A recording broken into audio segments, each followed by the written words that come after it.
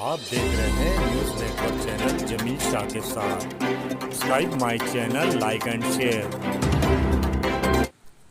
Dhule Lok Sabha welfare party of India के उम्मीदवार मोहम्मद जैद शेख ने धुले मौलवीगंज में अपनी चुनावी सभा का आयोजन किया। इस सभा में वेलफेयर पार्टी ऑफ इंडिया के राष्ट्रीय अध्यक्ष सैयद कासिम रसूल इलियास ने अपने भाषण में कहा कि कोई भी राजकीय पार्टी जनता के मुद्दों पर बात नहीं कर रही है। कांग्रेस भी मुस्लिमों को बीजेपी का डर बताकर बिना मुस्लिमों के एजेंडे के मुस्लिमों के वोट मांग रही है। और तो और कांग्रेस मुस्लिमों का उम्मीदवार नहीं, सिर्फ बस मुस्लिमों के वोट चाहिए। सीए एनआरसी 370 या मुस्लिम आरक्षण कांग्रेस के मैनिफेस्टो में नहीं है। क्या कांग्रेस की गारंटी यह है कि कांग्रेस चुनाव में जीतने के बाद मुसलमानों के हक अधिकार देंगी? को हम अपने वोटों से चुन कर लाते हैं। वो बड़े बड़े वादे करते हैं, लेकिन वो आप तक जो भी स्कीमें हैं, जो भी फंड है, वो आप तक नहीं पहुंचाते हैं। धुलिया में बहुत सारे मजदूर हैं, धुलिया मालेगांव मिलाकर। आप गवर्नमेंट की इतनी सारी स्कीमें हैं मजदूरों के लिए, लेकिन आप तक मजदूरों तक कोई स्कीम पहुंचती नहीं है। ऑफ इंडिया के कौमी सदर डॉक्टर कासिम रसूल इलियास साहब, federation of Indian trade union के कौमी सदर शेख सलीम साहब और इस पार्लियामेंट्री कॉन्स्टिट्यूएंसी के हमारे उम्मीदवार जैद साहब और इस कॉन्स्टिट्यूएंसी के तमाम जिम्मेदारान शहरियों, आप सबको वेलफेयर पार्टी की जानिब से आज के इस इजलास में मैं इस्तकबाल के साथ साथ खुश आमदीद कहता हूं। मुख्तसरन दो बातें आपके सामने रखना है। इलेक्शन की रैलियों में अक्सर लोग जो लीडर होते हैं वो आपसे वोट मांगते हैं। हमको क्यों वोट देना चाहिए, हम क्यों आपसे वोट मांग रहे हैं, ये बातें होती हैं। लेकिन मैं उससे हटकर आपसे ये कहना चाह रहा हूं कि सियासत कैसी होनी चाहिए। इस वक्त किस किस्म की सियासत हमारे मुल्क में चल रही है और असल में सियासत कैसी होनी चाहिए। वोट तो हम किसी को भी दे देंगे, हर साल इलेक्शन जब भी आता है हम वोट देते हैं, लेकिन वोट देने से पहले हमको यह सोचना है कि जिस किस्म की सियासत इस वक्त चल रही है, क्या वो हमारे लिए, क्या वो इस मुल्क के लिए, क्या वो इस मुल्क के शहरियों के लिए नफा बख्श सियासत है। ये असल बात है जिसको हमको गौर करने की जरूरत है। एक पूरा पॉलिटिकल सिस्टम है जिस पर हम सबको गौर करने की जरूरत है, क्योंकि ये सिस्टम हमने बनाया है। यहाँ के शहरियों ने, यहाँ के सिटीजन्स, हमने इस सिस्टम को बनाया है, हम इसको फॉलो करते हैं। तो किस किस्म का सियासतदान हम चाहते हैं, किस किस्म की सियासत हम चाहते हैं, इसका इंतखाब भी हम ही को करना पड़ेगा। आप देखिए इस वक्त पूरे मुल्क में जो सियासी रैलियां चल रही हैं, जो सियासी तकरीरें चल रही हैं, इसमें किस किस्म की गुफ्तगू चल रही है, इसमें किस किस्म की बातें चल रही हैं। अवाम के दरमियान नफरत की बातें, मजहब की बातें, मंगलसूत्र की बातें, जात पात की बातें, मस्जिद मंदिर की बातें। लेकिन अवाम के मसले कहां हैं, लोगों के मसले कहां हैं, लोगों के इश्यूज कहां हैं। रोजगारी के मसले पे कौन बात कर रहा है, बेरोजगारी पे कौन बात कर रहा है, अनएम्प्लॉयमेंट पे कौन बात कर रहा है, सुरक्षा पर कौन बात कर रहा है। यहां 2 वक्त की रोटी कमाने के लिए जो तकलीफ उठा रहे हैं लोग, उनकी उस तकलीफ पर कौन बात कर रहा है। हर आदमी चाहता है कि वो मजहब का नाम लेकर वोट हासिल करे, हर आदमी ये चाहता है कि वो आपस में दुश्मनियां पैदा करके वोट हासिल करे। जीतने के बाद भी वही करते हैं। लेकिन अगर हम इस सिस्टम को बदलना चाहते हैं, अगर हम हमारी बात उनसे कहलवाना चाहते हैं, हमारे मसाइल उनसे कहलवाना चाहते हैं, हमारे मसाइल का हल उनसे सुनना चाहते हैं, तो हमें चाहिए कि हम खुद ऐसे अफराद को चुनकर लाएं, ऐसे लीडरों को चुनकर लाएं, ऐसे नेताओं को पैदा करें, ऐसे लोगों पर एतमाद करें जो बिना पैसे के, बिना लालच के, बिना रिश्वत के आपके मसाइल पर बात करने वाले, आपके इश्यूज पर बात करने वाले, आपकी रोजी रोटी पर बात करने वाले, आपकी दिन भर की जो मेहनत होती है उसका जो सिला आपको मिलना चाहिए उस पर बात करने वाले, ऐसे लोग इस मुल्क के सही मानों में नेता होने चाहिए। ऐसे लोग सही लीडर बनना चाहिए।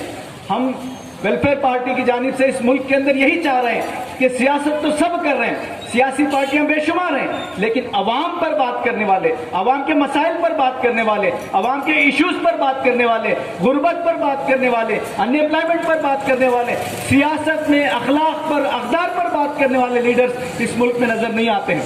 हम चाहते हैं वेलफेयर पार्टी इस मुल्क के अंदर, आप देखेंगे कि हमारा एक कैंडिडेट खड़ा हुआ है। ये एक कैंडिडेट भी अगर नमूना बनता है पूरे मुल्क के लिए, जो अवाम की बात करने वाला, आपकी बात करने वाला बनता है, तो आप देखेंगे कि इस एक कैंडिडेट के जरिए से एक सियासी इंकलाब आएगा, लोगों के अंदर सोच बदलेगी, लोग चाहेंगे कि लीडर हो, कायद हो तो ऐसा होना चाहिए। तो वेलफेयर पार्टी, चूंकि वक्त बहुत कम है, बहुत लंबा वक्त हम नहीं ले सकते, तो वेलफेयर पार्टी यह चाहती है कि लोगों के दरमियान ऐसे लीडर्स को खड़ा किया जाए, ऐसे लोगों को खड़ा किया जाए जो लोगों की बात करते हों, जो अवाम की बात करते हों, जो लोग जमीनी इश्यूज पर बात करते हों, जो हकायक पर बात करते हों, जिनकी वजह से पार्लियामेंट में सवाल उठाने वाले हों कि ये मजदूरों की मजदूरी क्यों नहीं दी गई, किसानों को उनका हक क्यों नहीं मिल रहा है, गरीबों को उनका हक क्यों नहीं मिल रहा है, ये बात करने वाले, ऐसे सवाल उठाने वाले एमपीज जो है हम बनाना चाहते हैं। अगर एक भी इस तरह का एमपी खड़ा होता है, एक भी मेंबर ऑफ पार्लियामेंट ऐसा बन करके आता है जो पार्लियामेंट में सवाल उठाए लोगों पर, तो आप देखेंगे कि इस मुल्क की तकदीर बदलेगी। तो हम चाहते हैं कि इस मुल्क के अंदर इससे किसने आवाज उठाई? तो ये जो हिंदू राष्ट्र की बात करते हैं, इसके खिलाफ किसने आवाज उठाई? ये जो बुलडोजर चलाए गए हैं उत्तर प्रदेश में और उत्तराखंड में और मध्य प्रदेश के अंदर, किसने आवाज उठाई? कोई पॉलिटिकल पार्टी आपके में आप सभी की ओर से मैं, हमारे जो जैद भाई है, जैद भाई की और हमारी जो दोस्ती है या मैत्री बोलते हैं हम लोग, वो कम से कम 15 साल से, 15 से ज्यादा 25 साल से दोस्ती कम से करीब। तो शायद अभी बहुत सारे लोगों को मैं एक छोटा सा ही याद दे दूं ताकि आपको याद आ जाएगा, जो बुजुर्ग बैठे मेरे उन सबको याद आएगा। ये स्टेज थोड़ा उस तरह था, और वो मीटिंग जो की थी, वो मीटिंग की थी उस टाइम में जैद भाई समाजवादी पार्टी के जिला अध्यक्ष थे, अपना शहर अध्यक्ष थे, और मैं जिला अध्यक्ष था। तो जैद भाई ये कुर्बानी देने वाले आदमी है, कासिम साहब जो है ना, जैद भाई ये कुर्बानी देने वाले आदमी है, इन्होंने बहुत कुर्बानी दी है। तो वो बोलने के लिए मैं सिर्फ यहाँ पे आया हूँ। मैं वोट किसको देना है ये आप तय करना है, क्योंकि वोट आपका अधिकार है, लेकिन ऐसे आदमी को अगर आप वोट देंगे तो आपका वोट लागू बनेगा। अच्छे आदमी को वोट देना चाहिए। देखो, चुन के आना नहीं जाना वो बात अलग है, हर एक का एक हिस्ट्री होता है। जो कॉर्पोरेशन में गिर जाता है ना, वो भी एमएलए बन जाता है, बराबर है ना। तो भैया ने जो ताली बजाई, इसके पीछे का राज मैं आपको बता देता हूं, क्योंकि आज हमारे धुलिया के जो एमएलए है वो भी मेरे बहुत अच्छे दोस्त थे, डॉक्टर फारूक शाह साहब। आज जो डॉक्टर फारूक शाह साहब, डॉक्टर साहब जो एमएलए बने हैं, इसके पीछे भी हमारे जैद भाई का बहुत बड़ा हाथ है। ये यहाँ के लोग बहुत अच्छी तरह से जानते हैं, क्योंकि जब समाजवादी पार्टी के जिलाध्यक्ष थे जैद भाई, तो एमएलए का टिकट लड़ने का था, और उस टाइम में जैद भाई को हम सब लोगों ने बोला था कि आप खड़े हो जाओ, लेकिन जैद भाई ने क्या बोला कि नहीं, मैं, ये मेरे दोस्त थे, और उनको हमने समाजवादी पार्टी का एमएलए का टिकट दिया था, आप सबको याद होगा। उनके लिए जैद भाई ने, हमने सब ने धुलिया के अंदर जितनी जितनी सभाएं हुई थी वहां किए, सभा किया, हमारे जी तोड़ मेहनत किया, उनका एक परिणाम बना।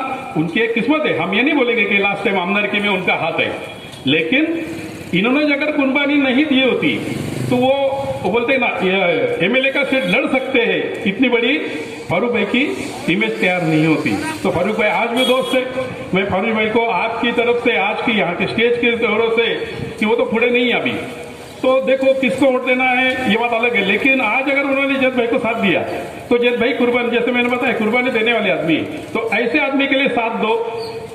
इनका और मेरा कोई व्यवहारिक पार्ट नहीं है, ना हमारा कोई लेन देन है आज तक, लेकिन जो दोस्ती और जो बोलते हैं हम लोग मैत्री, ये बहुत बढ़िया निभाने वाले आदमी है। और डॉक्टर साहब को ये बताना जरूरी था, इसके लिए मैं यहाँ पे बोले। तो जयेश भाई का जो निशान है सिलेंडर, अब सिलेंडर से एक बात मुझे याद आई जयेश भाई, मैं आपको 1 मिनट लूंगा। आज के जो हमारे खासदार साहब है डॉक्टर सुभाष भामरे जी, वो भी अच्छे दोस्त। देखो दुनिया में रहते हैं, दुनिया में जन्म हुआ है मेरा खुद का, और मेरा मकान यहाँ से 100 फीट के ऊपर था, जो म्यूनसिपल कॉलोनी बोलते हैं हम लोग, तिरंगा चौक, वहां पे मेरा जन्म हुआ है। हमारे पिताजी की पूरे जो एरिया है, यहाँ पे हमारे एलएम सरदार साहब थे और बहुत सारे लोग, जैसे राजा भैया, मुजफ्फर भैया वगैरह जो है अभी, ये सब हमारे पिताजी के दोस्त। जितने लोग बने हैं ना डॉक्टर साहब, ये धुलिया के 100% लोग हमारे पिताजी के हाथ से रजिस्ट्रेशन हुए। तो मैं ये जो बताने जा रहा हूं कि डॉक्टर साहब ने देखो दिव्य मराठी मतलब सब पेपर में तो एक घोषणा की थी। आप हम लोग क्या मालूम है कि हमारी याददाश्त बहुत छोटी है और कमजोर है। हम क्या करते मालूम है, आज सुनते हैं कल भूल जाते हैं, कल पढ़ते हैं परसों भूल जाते हैं। तो 11 जनवरी 2021 के अंदर ये देखो ये सब पेपर लिखा है, और मेरे बाहर कोई पत्रकार बंधु बैठे हो तो उनको मैं ये दे देता हूं क्योंकि मैंने संभाल के रखा है। तो उन्होंने घोषणा की थी कि धुलिया के अंदर, पूरे धुलिया के अंदर गैस से पाइपलाइन जोड़ेगी। अरे मेरे भैया, पानी नहीं जोड़ पाया अभी तक, बराबरी करने भाई, लेकिन गैस कहां जोड़ने वाले।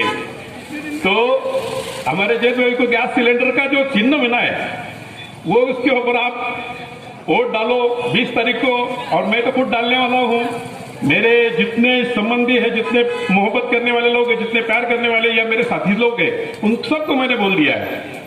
अब वैयक्तिक है, लेकिन हम अपनी तरफ से कोशिश करेंगे और जयेश भाई को है ना वो मायूस ना हो, इस तरह से हम वोट करेंगे। हार जीत एक अलग बात है। और डॉक्टर साहब आपका धुलिया में स्वागत है। आपने बहुत अच्छे आदमी को यहाँ पे एक टिकट दिया है। आपका नाम जो है धुलिया के अंदर, आपने किसी को भी पूछा जयेश भाई के बारे में, मैं यही नहीं बोलूंगा कि अगर 100 लोगों को पूछोगे तो 99% मतलब 99% उनके बारे में पॉजिटिव बोलेंगे।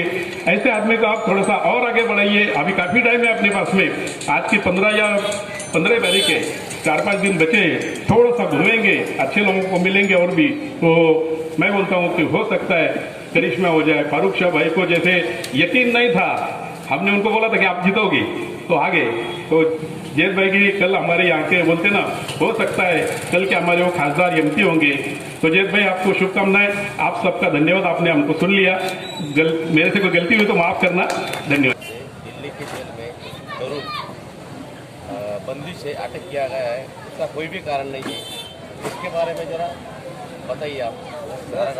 और इसके लिए जय सर, उसमें निगरानी में वो एनआरसी कंडक्ट हुआ। जब एनआरसी कंडक्ट हुआ तो उसमें 19 लाख लोगों के बारे में आया कि इनके डाउटफुल है। 19 लाखों में सिर्फ 6 लाख मुसलमान, जबकि बीजेपी ये कह रही थी 50 लाख लोग आ गए बांग्लादेश से और इतने लोग आ गए बांग्लादेश से। लेकिन वो अब वो सीए का जो कानून लाया गया, आप मुझे बताइए कि बांग्लादेश से, पाकिस्तान से हमारे साथ कितनी मात्रा में लोग आ रहे हैं यहाँ पे, और अगर उनको सिटीजनशिप देना था उसके लिए तो कानून पहले से मौजूद है। लेकिन जब आपने सीए का कानून बनाया तो आप ये जो एनआरसी में जो दूसरे लोग आ रहे हैं उनको कैसे लाएंगे वापस? तो ये चोर दरवाजे से वापस लाने का कानून नहीं है सीए का। हमारा कहना सिर्फ ये है कि जब सीए का कानून बन रहा था पार्लियामेंट में तो विपक्ष क्या कर रहा था? विपक्ष ने क्यों नहीं आवाज उठाई? एक डिस्क्रिमिनेटिंग कानून, संविधान किसी भी पार्टी को ये इजाज़त नहीं देता है कि वो कोई ऐसा कानून बनाए जो किसी के साथ पक्षपात करता हो। एक कानून के अंदर आप एक समुदाय का नाम ही नहीं लेते सिर्फ, तो वो कानून डिस्क्रिमिनेटिंग कानून था और इसी को यहाँ पे मुखालफत की थी। और सिर्फ मुसलमानों ने शुरुआत की थी, लेकिन सब सिविल सोसाइटी के लोग आ गए थे, हिंदू, मुस्लिम, सिख, ईसाई, लेकिन विपक्ष का लोग कोई भी नहीं है। ये मैं कह रहा हूँ। सर जी, क्या 10 साल में बीजेपी ने अच्छा काम किया? फिर जब आप कांग्रेस पे रोज कर रहे हैं तो बीजेपी ने अच्छा काम किया? बीजेपी ने कोई अच्छा काम नहीं किया है, लेकिन बीजेपी को सत्ता तक किसने पहुंचाया आप मुझे बताइए ना। जितने मुद्दे बीजेपी ने उठाए हैं वो किसने पैदा किए? बाबरी मस्जिद का इशू किसने खड़ा किया आप जानते हैं? ये जो एनआरसी का इशू किसने खड़ा किया ये आप जानते हैं। और ये जो हमारे यहाँ आर्थिक नीतियों में तब्दीली हुई है किसके ज़माने में हुई है? नरसिम्हा राव जी प्रधानमंत्री थे, मनमोहन सिंह यानी फाइनेंस मिनिस्टर थे, तब बदला था कानून। तो मैं ये कह रहा हूँ आपने ज़मीन तैयार करो तो खुद आपने दी, उनको वहाँ तक पहुँचाया। अब वो आगे सत्ता में उन्होंने आने के बाद सबसे पहले आपको बाहर किया। मेरा कहना सिर्फ ये है कि कांग्रेस को भी हमने देखा है ना 65 साल तक, बीजेपी से पहले तो कांग्रेस थी ना। तो पब्लिक की समस्याएं सिर्फ 10 साल में नहीं बढ़ी है, 10 साल में और ज़्यादा बढ़ गई है। देखिए उससे पहले नहीं थी क्या समस्याएं तो बढ़ी रही। ये जो हमारे देश के अंदर मैंने इससे पहले पिछले 2019 में इलेक्शन लड़ा था मुर्शिदाबाद जंगीपुर से बंगाल में। वो जगह मैंने आज जाकर देखा है अपनी आंखों के सामने कि वहाँ पे ऐसे लोग हैं जो एक वक्त खाना खाते हैं, एक वक्त भूखे रहते हैं। 12 साल से नीचे वाले बच्चे जो हैं उनके जिस पर एक कपड़ा नहीं, सब नंगे रहते हैं, इसलिए कि उनके पास पहनने के लिए कपड़े नहीं। सर फिर आपका कहना ऐसा है, एक नानों की दो बाजू है, बीजेपी और कांग्रेस, ये मिलजुल कर इस देश पे सत्ता में आके। मैं ये नहीं कह रहा हूँ, मैं ये कह रहा हूँ असल में कि कांग्रेस ने भी, देखिए दो चीज़ें फर्क करना पड़ेगा आपको। कांग्रेस ने भी लोगों की समस्याओं को हल करने की कोशिश नहीं की, मगर बीजेपी जो है पूरे समाज को कम्युनलाइज कर रही है, ये उससे बड़ा खतरा है। ध्रुवीकरण कर रही है बीजेपी जो है, लोकतंत्र को खत्म कर रही है, गला घोट रही है। मतलब आप मुझे बताइए कि हमारे यहाँ लोकतंत्र के एक तो पार्लियामेंट है, जुडिशरी है, ब्यूरोक्रेसी, ये 3 पिलर है, लेकिन election commission of India, CBI, ED, ये लोकतंत्र के बाजू हैं। इनको किसने अपने लिए इस्तेमाल करना चाहिए? जिसको चाहा उठा के अंदर बंद कर दिया, जिसको चाहा रेड करवा दी, इलेक्ट्रल बॉन्ड तो और एक्सपोज कर दिया ना। जो ये कहकर आए थे न खाऊंगा न खाने दूंगा, उन्होंने तो इतना बड़ा घोटाला किया कि आप देखते इससे पहले कभी हुआ ही। तो लीगलाइज तरीके से आपने घोटाला किया। तो मैं ये कहना चाहता हूँ आपसे कि मैं ये बिल्कुल नहीं कह रहा हूँ कि कांग्रेस और बीजेपी एक जगह खड़ी है।